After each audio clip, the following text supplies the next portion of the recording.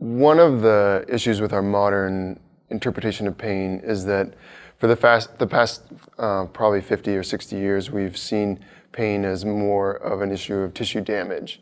And so a lot of medical interventions have said, if only we could fix what's going on in those tissues, then everything will be better. And we know from people experiencing chronic pain that they have had often many interventions with medicine or surgeries or other therapies where they're just not getting better. So I think that a pain neuroscience approach to physical therapy can really inform people about what pain is and how it is affecting them. Truly, pain is an output of the brain. And so when we understand that, and we do a lot of educational intervention to help patients understand how pain is an output of the brain, then we can understand when to be worried about pain and when not to be really worried about pain. I work a lot with patients on what we call a green, yellow, red scale, and it simplifies a lot that 0 to 10 pain scale that patients are used to. But green is often in the 0 to 3 range, where green means go. Let's not worry too much about that. And quite often that could just be an early warning sign from the brain that it's worried about something, or that's a past injury that's speaking to you because there's a memory of having this issue. Yellow zone is 4 and 5 out of 10, and that often is like the yellow light where we want to slow down a little bit and maybe think about this a little bit more. And if somebody's out there skiing or biking or even just walking around Costco and their pain is in that yellow zone, I really encourage them to consider maybe something they could be doing differently. Maybe they need to sit down for a minute or grab a cart and hold on to that as they walk. But it's not, again, something where they need to immediately stop or be worried about causing tissue damage.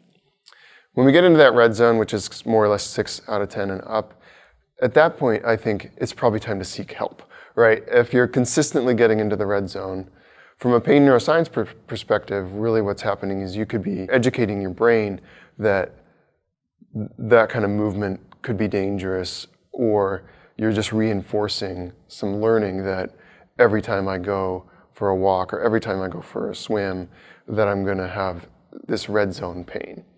So usually that's where I would say seeking help from a physical therapist is really helpful, especially somebody with some pain neuroscience training and can help you understand what it means to be moving in that red zone and why it's probably not useful. People that have had a lot of severe or chronic pain can really be served from a pain neuroscience perspective as well. Quite often they've failed traditional PT, which there's nothing wrong with the physical therapy that they've received, it probably wasn't right for them in that moment. A painful brain is often a very scared brain or a very fearful brain. And a pain neuroscience approach to physical therapy is going to take that into account. And sometimes, to be honest, we think about movement at first, and that can be painful for patients, even just to think about reaching with their arm or moving their ankle. And so I would say from a pain neuroscience perspective, a trained PT like that has a lot more tools in the toolbox to help those people progress through those early stages where pain is so severe. And then what's neat is as they graduate through those stages, we start to see the more typical PT approaches take place as well. And so we do get into the bigger movements and exercise and manual therapies and things like that. But in the beginning, definitely for any kind of severe pain, it's a much slower approach, a lot more education, a lot more discussion, problem solving.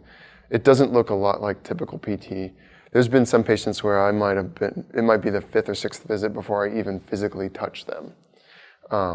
So it's very rewarding because quite often they are getting better. But these people, having had such severe pain for so long, almost any change you can make in their function or in their situation is really helpful for them and rewarding for me.